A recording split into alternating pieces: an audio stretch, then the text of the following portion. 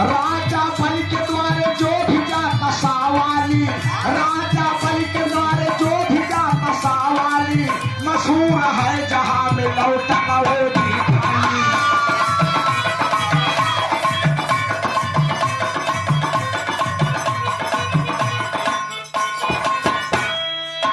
बलि ने कहा कि तमन्ना मैं पुराऊंगा, बलि ने कहा कि तमन्ना मैं पुराऊंगा, नगर में अपने मीना बाजा लगवाऊंगा।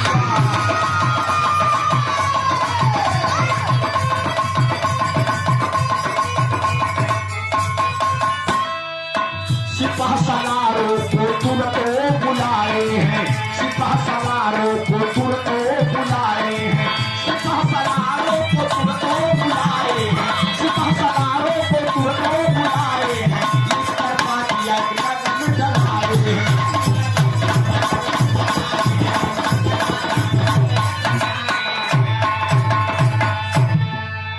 कहानी समझ ले। तानियों में तानी राजा बलि। राजा बलि का वसूल है कि उनके दरवाजे पर जो भी याचक जाता है बाबूजी खाली हाथ वापस नहीं आता। पूरी प्रजा बड़ी खुशहाल व संतुष्ट व गांव टोले मोहल्ले वाले मस्त हैं।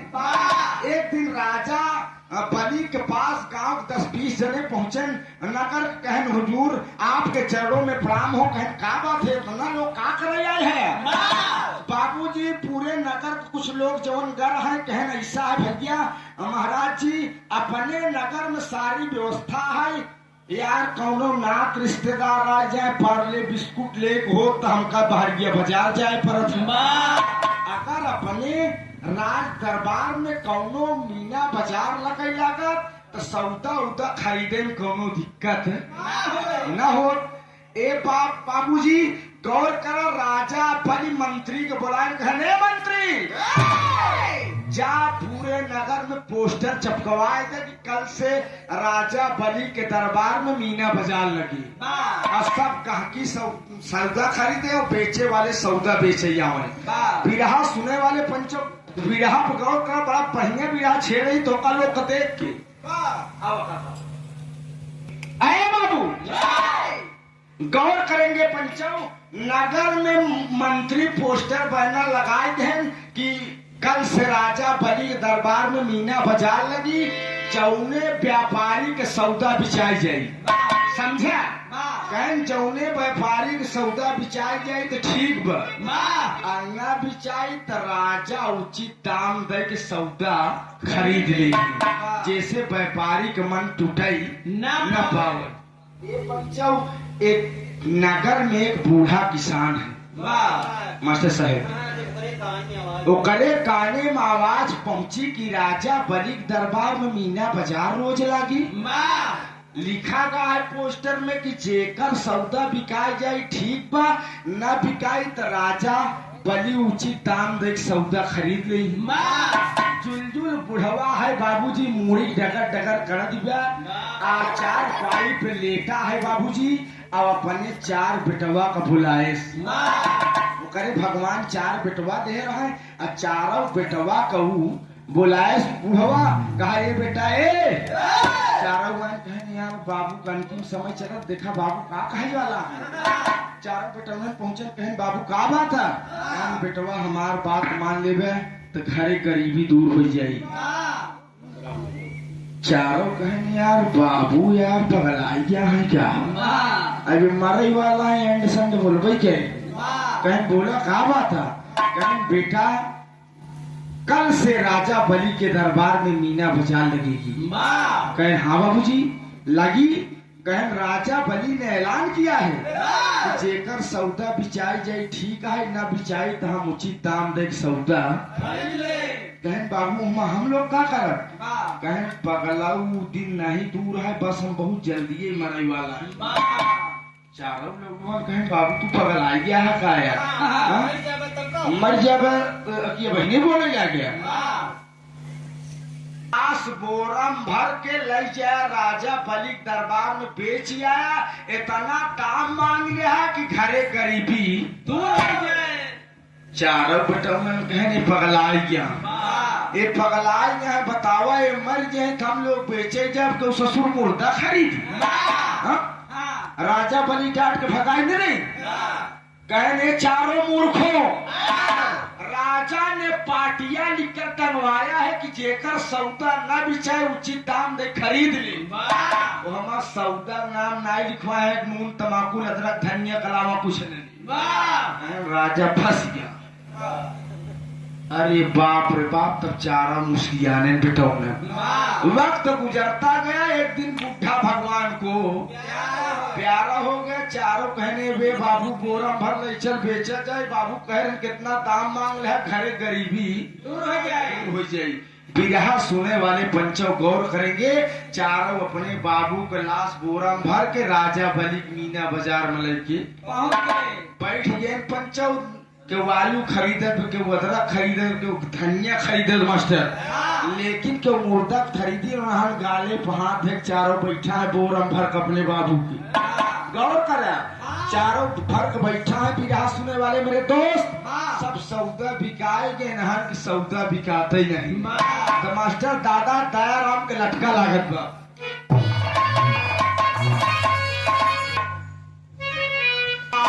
राजा कई बाजारिया बिकाया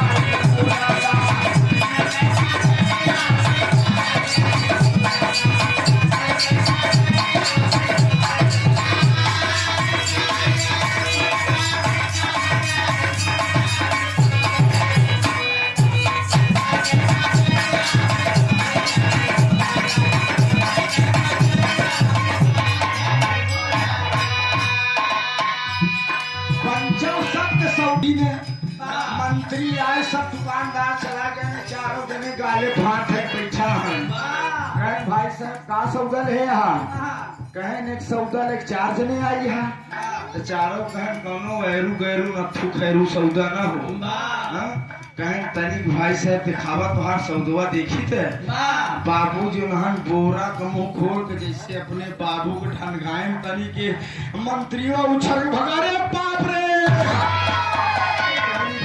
कहे कब तुम्हारा आदमी है पैजामा फिर कहे मुर्दा ससुर बेचे लेके आई यहाँ मंत्री आपके राजा ने पोस्टर लगवाया था जेकर सौदा न बिचाए उचित दाम नहीं खरीद ले वहाँ सौदा का नाम नहीं लिखवाए हैं मंत्री व छुच्छे घोड़े भगा मास्टर साहब नंगे पांव भगा भाई साहब राजा बलि दरबार में कहा दुहाई महाराज की क्या बात है मंत्री वर क्या बात है हुजूर एक ऐसा सौदा आ गया है कि आफत हो लीजिए की कहीं चला देखा ना कहीं चला देखा राजा बलि बाबूजी नंगे पांव आए चारों बैठा है दुकानदार चारों भाई अपने बाबू बोरम लाश भरे राजा बलि पहुंचे कहें क्या सौदा है बाबूजी उन्होंने अपने बाबू को लाश सरकाए राजा बलि कहने यार तू लोग चूतिया है खाए अरे क्यों मुर्दा खरीदी मेरे को कहने महाराज आपने पोस्टर में सौदे का नाम नहीं लिखवाया है कि नून तमाकू धनिया अदरक के अलावा हम कुछ नहीं कहनी हो हमारा सौदा है आप अपनी बातों में फंस चुके हैं तो राजा बलि के हाँ भाई तो ठीक फंसी है कहे कि एक दाम बतावा चारों काने में फुसफुसाने कहे बाबू कहे आए कितना दाम मान ले घर गरीबी दूर हो जाए तो राजा बलि का है एक दाम बतावा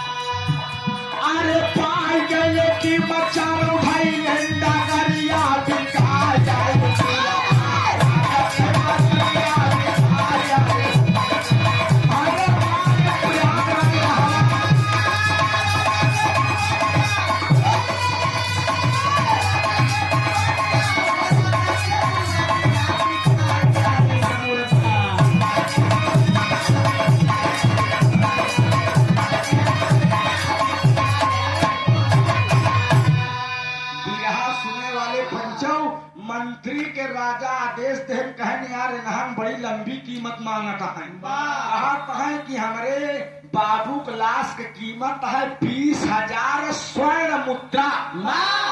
सोने की मुद्रा खलीफा भैया, सोने की मुद्रा। मंत्री कहे कि हुजूर ऐसे 400 का रोज आए जिन खजाना खाली हो दे लागी बाजार बंद कहीं जा 20,000 लियो मानी बात जंजाल होते है। मंत्री गवा कोष से मास्टर साहब 20,000 सोने का मुद्रा लिया, चारों 5,000 चारों भाई सोने का मुद्रा बांट ले। निकवा कहा पे चलते हम पंपिंग सेट लगाओ, बढ़िया महल बनवाओ, हम प्रधानी लड़ा, हम डबल लाल बंदूक ले, चारों उफान मचा ले पंचव का बेटवा जेकर नाम है बाणासुर। अब कहानी बोल ले तो गौर करा। राजा बलि के बेटवा जेकर नाम बाणासुर। बाणासुर को रात में नींद नहीं आ रही है। वो महलिया में चारों तरफ टहरत बई इधर उधर। इतने में चमत्कार है पंचव। मुर्दवा है, मुर्दवा बोरवम से आवाज लगावत कहा ए बेटा बाणासुर तनी हमार बात सुने बेटवा, तुहरे जिंदगी में काम दे। बाणासुर गवा बोरा गले कहे सरवाई बाबू बहने 20,000 सोने की मुद्रा खरीद के लिया, नहीं सरवा फुटाए तो नहीं गया। ये मुर्दवा बोरवा से बोला कहे भाई साहब सुन ले बाणासुर तुहरे जीवन में काम दे। कहे हम खोल दे तो तुमका खाई डूबे। कहे भाई साहब डेरा में तुहार लाइफ बदल दे, हम जिंदगी संवार दे। बाबूजी कहे खोला एक शर्त पे कि हमका कुछ करबे थे ना। कहे ना कुछ न करो। डेरा बाणासुर बोरा का मुंह खोले से सो भाई मुर्दा धीरे धीरे सरकत बोरा से आ कहे सुनिए बाणासुर, समय और वक्त हमेशा बराबर नहीं होता। कहे आज की रात उस समय की बात है। कहे आज की रात अगर तुम अपनी पत्नी से प्रेमा लाभ करोगे, सत्संग करोगे, शारीरिक संबंध बनाओगे, तो तोहरे सोने का बेटवा पैदा हो। बाणासुर कहा मुर्दा ससुर नहीं थे झूठ बोला था। कहो सोने का लड़ी क्या होती। कैसे विश्वास रखिए मेरी बात पर। कहा चला तुहार बात मान लेते हैं, लेकिन हमें सोने के बेटवा हो ही कैसे। मेहरारू तो हमार नहीं हरे बा तेरी खिलाई लगत मास्टर गौर करा बिरहा।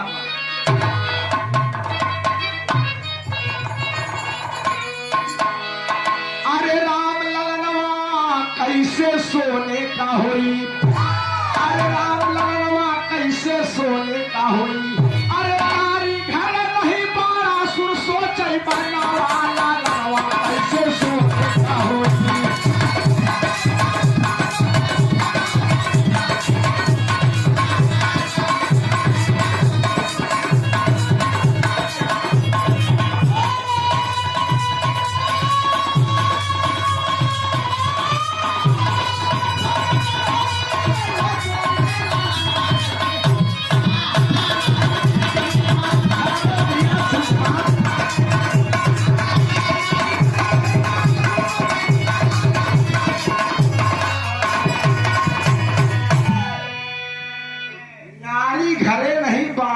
सोचे मनवा ललनवा कैसे सोने का होई। भाई चूतिया बनवा था मेहरारू हमार नैहरे बा।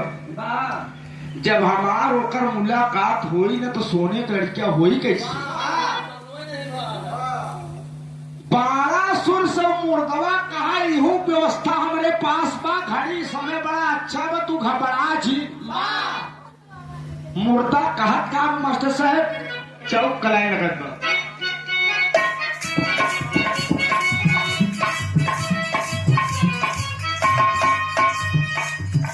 अरे पूरा का बोला बाणासुर से पीठ पे हमारे हो सवार।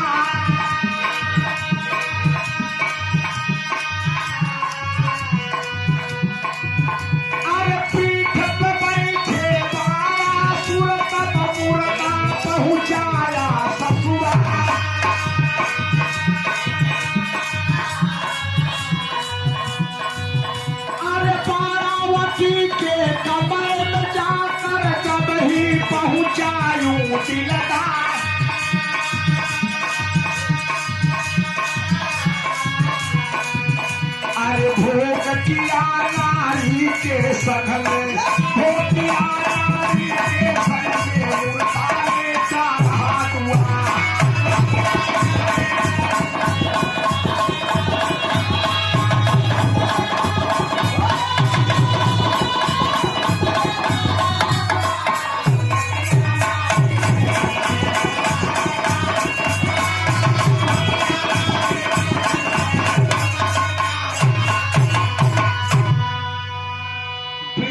आप सब विचलित मत होइए मेरे दोस्त। अगर इतना कहानी ने सुनत कोनो मतलब नहीं करी भी रहा कर। पंचम मुर्दवा कहा समय अबे बाकी बा, आधी रात होत बा, तू हमरे पिठिया बैठा, हम तोहका उड़ चली गई, तोहरे ससुरारी पहुंचाई दे, तू अपने पत्नी से प्रेमालाप कैला, समय बड़ा वक्त बड़ा अच्छा है और तोहरे दुल्हनी सोने फेटवा हो जाए, बाड़ा सुरो को लालच समाज गए। अब मुर्दा पीठ बैठे मेरे दोस्त, गौर करे आप सब, मुर्दा उनका पाणावती के कमरा पहुंचाए, महल के ऊपर मास्टर साहब कमरा है, और मुर्दवा वही छोड़ दे बाणासुर, कैसे हम नीचे आराम करते ही आप अपने पत्नी से मेल मिलाप कर जब कमरा से बाहर होगा हम तोहका फिर तोहरे घरे पहुंचाई दे। बाणासुर आधी रात की जब दरवाजा खटखटाए तो बाणावती दरवाजा खोले, देखे कहे स्वामी आप इतनी अगर क्यों 12-1 बजे रात ससुरारी पहुंच के दुल्हनी दरवाजा खटखटे, सोचिए चोरी की हत्या अब तक चलावत। बाणावती कहे स्वामी आप इतनी रात को?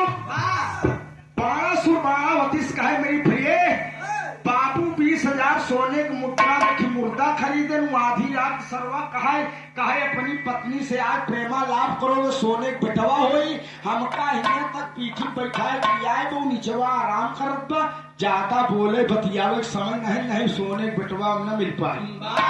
बाबूजी बाणावती गई, जिस तरीके से एक पति और पत्नी के बीच में गंगा जल जैसा पवित्र संबंध होता है, प्रेमा लाभ में लीन हो गई मेरे दोस्त, प्रेमा लाभ में लीन हो गई। इधर बाणावती के पिताजी के एक मंत्री की नींद खुल गई। मंत्रियों पहले के जमाने में मसाल राजा महाराजा के दरबार में जलत रही, मसाल जलाए सोचे चली देख कौन सारे चोर चहरी तो नहीं आए, पंचम जब कौनो अनहोनी होइया रहा था तो बच के हो जाता, तो मसाल जलाए पहुंचा कहा जहां मुर्दवा रहा। मंत्रीवा कहा तो काजनी कौन सरवाई दुश्मनी बस ये मुर्दा फेंक के चला गया। अब वो का पता है मंत्री की मेहमान ऊपर बाणावती से मेल मिलाप करता। अरे बाप रे बाप, अशोक भाई मंत्रीवा लगा कोलाहल करे मंत्रियों, चार मंत्री जाग गए, कहन का भाई साहब, कहन देखा काजी कौन सार दुश्मनी बस मुर्दा फेंक के चला गया। तो एक लाइन तरज बका,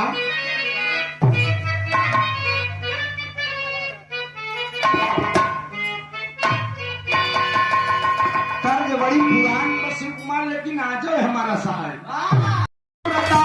आइले बाबू राजा के दुआरा,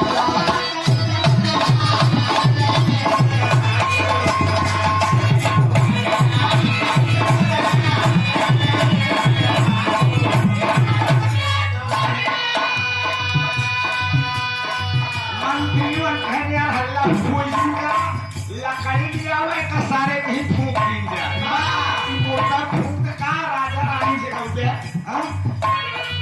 मंत्रीवन लकड़ी उकड़ी लिया, मुर्दवा बड़ा लकड़िया था, कहने का सारे फूक दे जाए, का सवेरे राखी माटी बहाई दी जाए।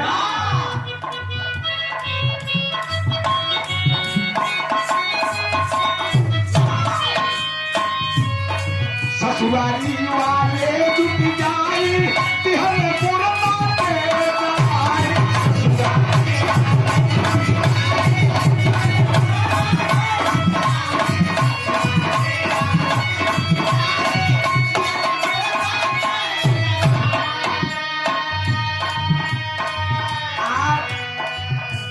पंचायत सदस्य भी फिट हो जाएगी।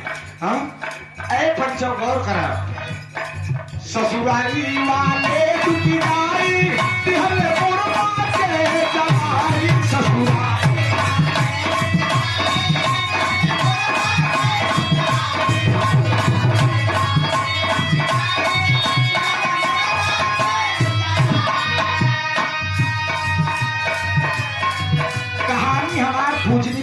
सुने अब मंत्रीवन मुर्दवा कोई फूक दे अब फूक के गए अपने अपने बिस्तरा पे लेटे सोई गए न मुर्दा धू धू के जलत बा इधर जब बारावती और बारासुर में प्रेमालाप हो गया मेरे दोस्त भोरहरिया बेला भाई हर कहना है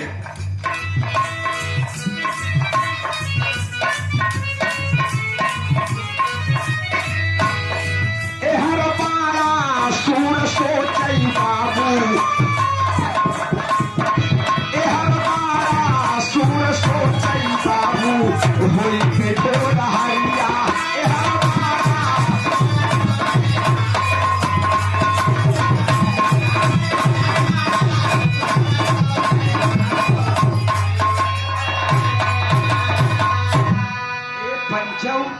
अब कहानी ही से मोड़ लेती है दोस्त।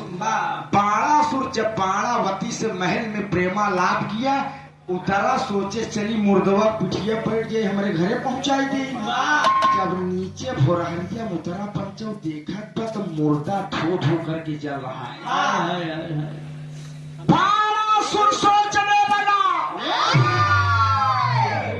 अरे बाप रे बाप ये कैसी घटना मेरे साथ हो रही है। 20,000 सोने का मुद्रम हमार पिता राजा बल मुर्दा खरीदे इस सरवा आधी रात की कहा तुम अपनी पत्नी से प्रेमालाप करोगे सोने के बेटवा होई हमका पीठी बैठा के लिया हमारे मेहरारू से मुलाकात हमार भाई अब कहा तो का फिर पीठी बैठा घरे पहुंचाए दे लेकिन देखा था धू धू के जल रहा है। बाणासुर का मानसिक संतुलन बिगड़ गया पागल हो गया। जेकरे साथे तनी घटना हुई पागल न हो जाए। पैदराई राजा बल की बेटवा बाणासुर चल रहे जब पैदराई बाबूजी सबेर होत पहुंचा अपने महल लगे राजा बल देखे कहन आज हमार बेटवा बाणासुर सब रहन दिखाएगी रोज तनी टाइम तक सोवत रहा। राजा बल बुलाए कहने बेटे बाणासुर इधर आओ और बेटा का हाल बा कहा बाबू भाटा ले ही कहाँ गा रहा कहन कर है जगन्नाथपुरी लगा उल्टा सीधा बक्कर। राजा सोचे यार काल तक बिटाऊंगा हमारा सही रहे सरोवर घर कैसे पागल आए। मंत्री बुलान कहने का पागल खाने में बंद करे गांव के नगर वाले ने जाने कोने हल्ला हो जाए राजा बिटाऊंगा बाणासुर पागल।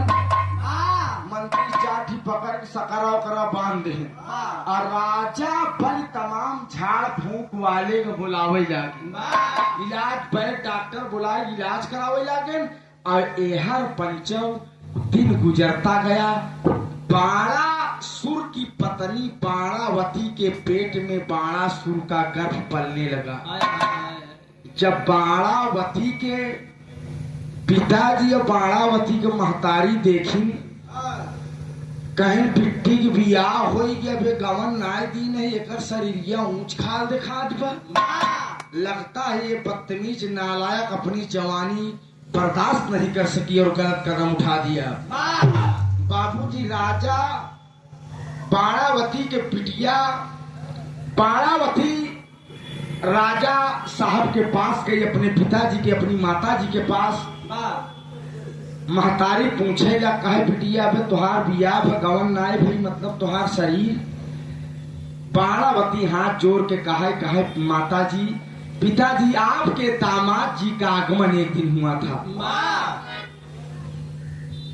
बाणावती के पिताजी कहे पगला गए हो मैं एक राजा और मेरे समधी राजा बली मेरा दामाद राजकुमार बाणासुर और आवे पता न चले हमका चूतिया बनावा थे भाग जाओ मेरे महल से।